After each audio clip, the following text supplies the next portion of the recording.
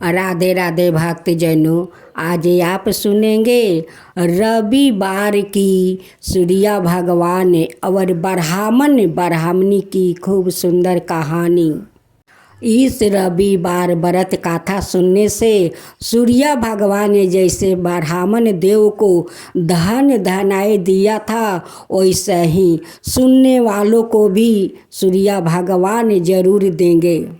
तो बोलो सूर्या भगवान की जय, सूर्या देव की जय। राधे राधे भक्तजनों, आज आप सुनेंगे रविवार व्रत कथा, एक ब्राह्मण और ब्राह्मणी का दुख भरी कहानी। एक निर्धन ब्राह्मण और ब्राह्मणी थी, उनकी 4 संतान थे। ब्राह्मण बहुत गरीब था, लेकिन बहुत अलसिया था। वो कमाना नहीं चाहता था। वो बस घर में बैठे बैठे वो भोजन करते और सोते रहते। ब्राह्मणी आदमी का घर में जाकर वो काम करती। रात का बाचा हुआ भोजन उस औरत ब्राह्मणी को देती। ब्राह्मणी लिया करे उसे बाट बूट करे वो सभी को भोजन कराती और खुद पानी पीकर वो सो जाती थी। वो ब्राह्मण से कहती है कि जाओ कुछ काम ढूंढ कर लो कि बच्चों को कम से कम पेट तो भर सके। मैं काम तो करती हूँ, लेकिन जो वो लोग देते हैं उससे मेरा बच्चों को पेट नहीं भरता है। जाओ कुछ खोज कर तुम काम किया करो। एक दिन ब्राह्मण का सारे बच्चों वो भूख के मारे रो रहे थे। उस समय सूर्य भगवान रथ पर सवार हुए और चांद को लिए वो कहीं जा रहे थे। चांद देखती है तो कहती है कि सूरज भैया देखो, उस ब्राह्मण का बच्चा रो रहा है। वो देखो भूख के मारे वो बिलख रहा है, लेकिन ब्राह्मण कोई काम करने नहीं जाता है। देखिए वो ब्राह्मणी कितना ब्राह्मण से कहती है कि जाइए कुछ ढूंढ कर काम कीजिए, लेकिन ब्राह्मण नहीं जा रहे हैं। देखिए भैया वो बच्चों को देखिए, वो लोग भूख के मारे बिलख बिलख कर रो रहे हैं। उनके लिए तो कम से कम कुछ कीजिए भैया। सूरज भगवान कहते हैं कि देखो चांद, जो लोग का जो तकदीर में लिखा होता है वो ही होता है। अगर घर में अन्न आए और उस अन्न को संभाल कर ना रखे तो वो अन्न कभी रहता नहीं है। वैसे ही उस ब्राह्मण को है, वो कुरिया है, वो काम करना नहीं चाहता है। ब्राह्मणी आदमी का घर में काम करती है। जो रात का बाचा उचा रहता है वही लोग देते हैं, वही लिया करे वो बच्चों को भोजन कराती है, उस ब्राह्मण को भी देती है और खुद पानी पीकर सो जाती है। तो इसका कारण तो वो ब्राह्मण है। देखो बहना, धन तभी आता है कि तुम मेहनत करती हो, तभी तुम्हारा घर में धन आता है। अगर तुम मेहनत नहीं करोगी तो तुम्हारा घर में धन कहाँ से आएगा। ये ब्राह्मण तो काम नहीं करेगा तो धन तो अपने से घर में नहीं आएगा। वो धन के लिए तो मेहनत करना पड़ता है, ये ब्राह्मण नहीं करता है तो उनकी घर में धन कैसे आएगा। ये ब्राह्मण के तकदीर में ऐसा ही तकलीफ लिखा है, इन्हें कभी सुख नहीं लिखा है। इनकी तकदीर में ऐसा ही दुख लिखा है, इसलिए वो निर्धन ब्राह्मण है। फिर भी चांद का मन नहीं मानता है। वो कहती है कि नहीं भैया, कुछ उन लोग के लिए कीजिए। कहते हैं कि ठीक है बहना, जब इतना कहती हो तो तुम अपना आँख से देख लो। ब्राह्मण देव एक दिन बाहर जा रहा था। सूर्य भगवान उनके सामने एक मोहर के पोटली फेंक देते हैं, लेकिन ब्राह्मण तो उस पोटली पर पैर रख कर चला जाता है, लेकिन पोटली को झुक कर नहीं देखता है कि इस पोटली में क्या है क्या नहीं। उस पोटली पर पैर रख कर चला गया, लेकिन पोटली को हाथ भी नहीं लगाया। तब सूर्यदेव कहते हैं कि देखा बहना, देख लो अपना आँख से, इस इस ब्राह्मण को ऐसा ही दिन चला जाएगा, लेकिन ये ब्राह्मण का नसीब में धन नहीं लिखा है। चांद कहती है कि भैया देखिए, लेकिन बच्चा लोग भूख के कारण कितना रो रहे हैं। सूरज जी कहते हैं कि बहना, ये लोग का भी ऐसा ही दिन जाने वाला है। ये लोग का नसीब में धन नहीं लिखा है। एक दिन चांद का मन नहीं माना। वो बुढ़िया का रूप धारण करते हुए एक पोटली लेकर आई और उस ब्राह्मण से कहती है कि ब्राह्मण, इस पोटली को ले जाओ और संभाल कर रखो। जब मैं आऊंगी तो इस पोटली को लेकर जाऊंगी। ब्राह्मण पोटली ले लेता है और जंगल में फेंक देता है और कहता है कि मैं इस पोटली को क्या करूं और इस पोटली को मैं क्यों संभाल कर रखूं। अगर उनकी संभाल नहीं था तो अपना साथ ले जाती। उस ब्राह्मण का तो तकदीर में दुख लिखा था, तो वो धन कैसे संभाल कर रख पाता। उसी जंगल में एक गरीब औरत आती है लकड़ी चुनने और उस पोटली पर नजर पड़ता है। जब पोटली उठाकर देखती है तो उस पोटली में बहुत सारा मोहर हीरा जवाहरात है। वो गरीब औरत उस पोटली को उठाकर अपना घर ले जाती है। उस औरत का कोई घर द्वार नहीं था। वो टूटे हुए घर में अपना परिवार के साथ रहती थी और लकड़ी रोज जंगल से चुन कर ले जाती है और बाजार में बेचती है। उसी से उनका संसार चल रहा था। अब तो जिसका कपार में जो धन लिखा होता है उसी को तो होता है, और जिसका नसीब में नहीं लिखा होता है उसका तो वो पैर के तले से उस धन को कुचल कर चला जाता है, लेकिन धन उनके पास नहीं आता है।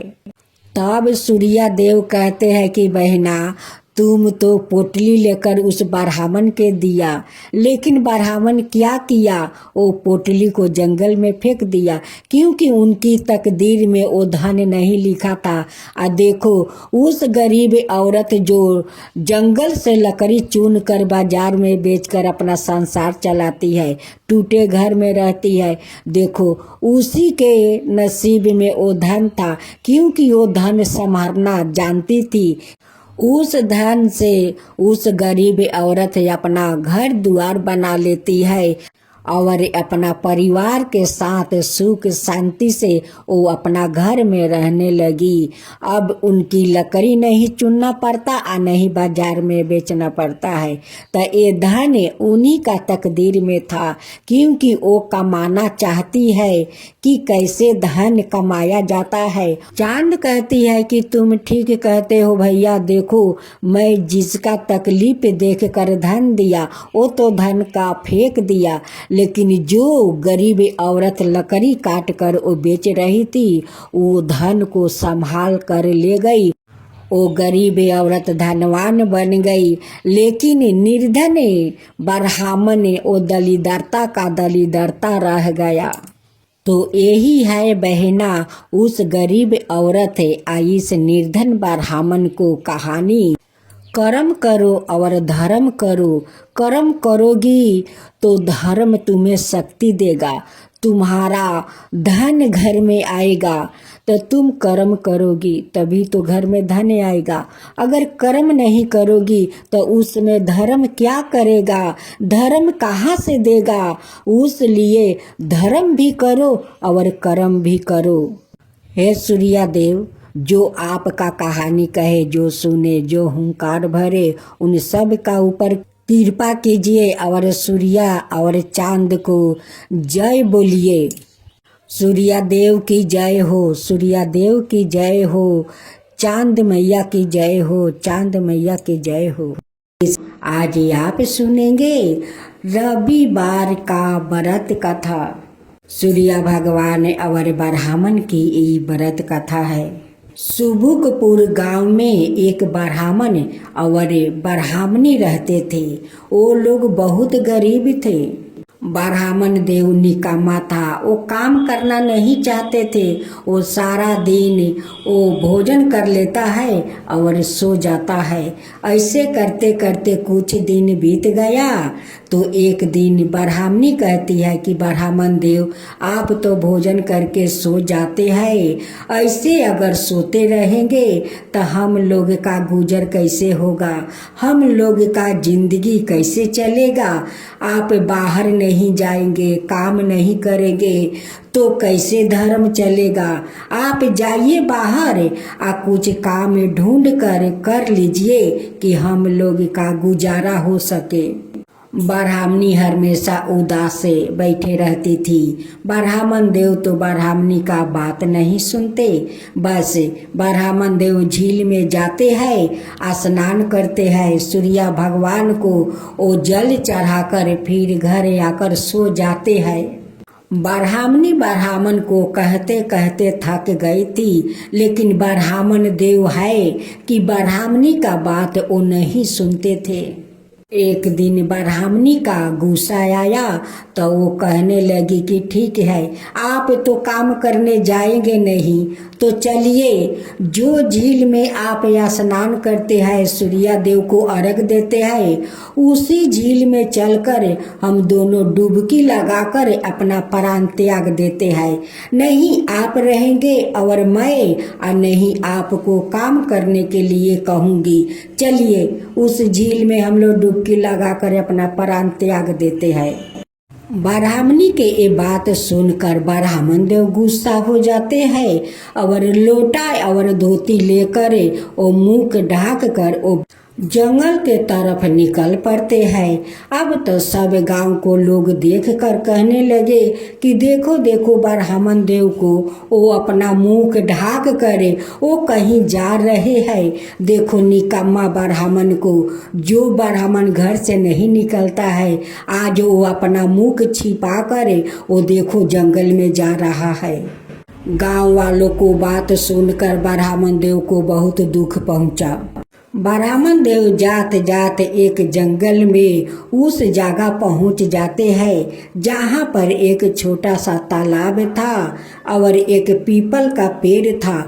जो पीपल का पेड़ सूखा हुआ था, उसमें पत्ता नहीं था, तालाब में थोड़ा सा जमे हुए जल था। ब्राह्मण देव उसी जल को लियाते हैं और सूखे पीपल का पेड़ के पास वो सूर्य भगवान को जल देते हैं और उसी जल उस पीपल का वो जड़ तक होकर वो तालाब में जाता है।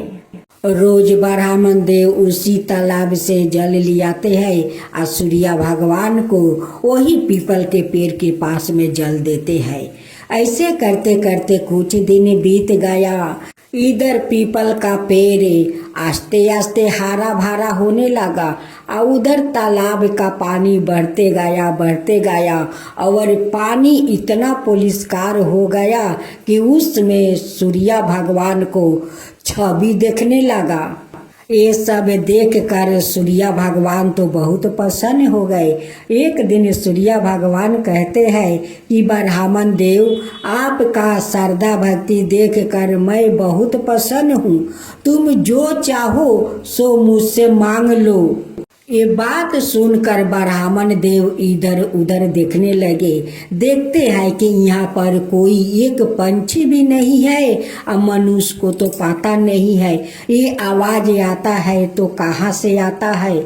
ऐसा ही 2 दिन 3 दिन तक उनके साथ होते गए, लेकिन ब्राह्मण देव को पता नहीं चला कि वो तो साक्षात सूर्य देव मुझसे बात कर रहे हैं। ये बात को सुनकर ब्राह्मण देव डर के मारे वो तो दुबला पतला होने लगा। उनकी खाना पीना ठीक से नहीं हो रहा था। ब्राह्मण देव सोच में पड़ जाता है कि मेरा साथ क्या हो रहा है। यहाँ पर लगता है कि कोई चुड़ैल का बास है, कोई भूत बैताल है, वही मुझसे बात कर रहा है। यही बात सुन कर ब्राह्मण देव तो डरने लगे। एक दिन ब्राह्मणी का मन नहीं माना। वो अपना ब्राह्मण को खोज में निकल पड़ती है। वो जाते जाते उसी जंगल में पहुंच जाती है जहां ब्राह्मण देव रहते थे।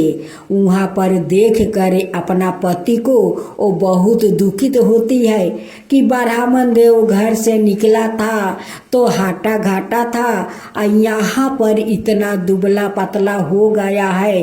लगता है शुद्ध से भोजन नहीं मिल पाने के कारण ब्राह्मण देव सूख रहे हैं। ब्राह्मणी ब्राह्मण देव को पास जाती है और सूखने का वो कारण पूछती है। कहती है कि हे ब्राह्मण देव, आप तो घर से अच्छे घटे आए थे, यहाँ पर आपको क्या हो गया है कि इतना दुबला पतला आप हो गए हैं? क्या बात है, आप मुझसे बताइए। तब ब्राह्मण देव कहते हैं कि ब्राह्मणी, मैं तुमसे क्या बताऊं, यहाँ पर ना जाने कोई भूत बैताल है। जब मैं तालाब से नहा कर जल लेकर सूर्य भगवान का देता हूँ तभी एक आवाज आता है कि ब्राह्मण देव, मैं तुम्हारा श्रद्धा भक्ति देखकर मैं बहुत प्रसन्न हूँ, तुम जो चाहो सो तुम मांग लो। ब्राह्मणी तो बहुत बुद्धिमान थी। वो समझ गई कि ये और कोई नहीं, ये तो साक्षात सूर्य देव। ब्राह्मण देव को श्रद्धा भक्ति देख कर वो कुछ देना चाहते हैं। ब्राह्मणी कहती है कि हे ब्राह्मण देव, आप क्यों नहीं मांग लेते हैं? ब्राह्मण देव कहते हैं कि ब्राह्मणी, मैं क्या मांगू, मुझसे तो मांगना आता नहीं है, मैं कैसे मांगू और क्या मांगू?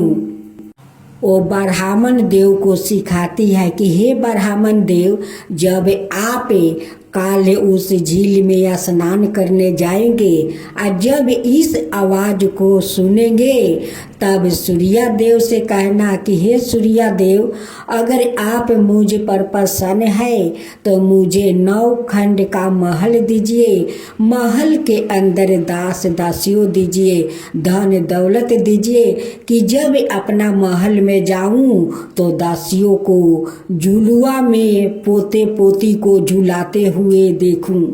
ब्राह्मणी ब्राह्मण को ये सारे बात बताकर वो अपना झोपड़ी में लौटे आती है। जब ब्राह्मण देव सुबह स्नान करने जाते हैं, सूर्य भगवान को अर्घ्य देते हैं, तभी सूर्य देव कहते हैं कि हे ब्राह्मण देव, आपका श्रद्धा भक्ति से मैं बहुत प्रसन्न हूँ, जो चाहो सो तुम मांग लो।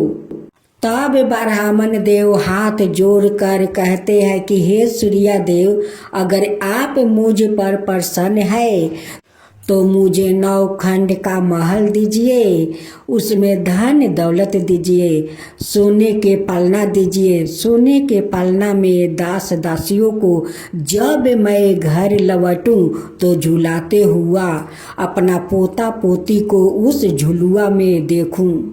सूर्य देव कहते हैं कि ब्राह्मण देव, देखने में तो बहुत भोला भाला लगते हो, लेकिन बहुत तुम चतुर चालाक हो, एक बार में सब कुछ मांग लिया। ठीक है ब्राह्मण देव, जो जो आप मांगा है वो सब कुछ आपका मिल जाएगा। जब ब्राह्मण देव जंगल से लौट कर अपना झोपड़ी में जा रहा था, वो देखता है कि झोपड़ी के जगह तो महल है, यहाँ पर तो झोपड़ी नहीं है। यहाँ पर बहुत सारा औरत लोग इतना सजे धजे है।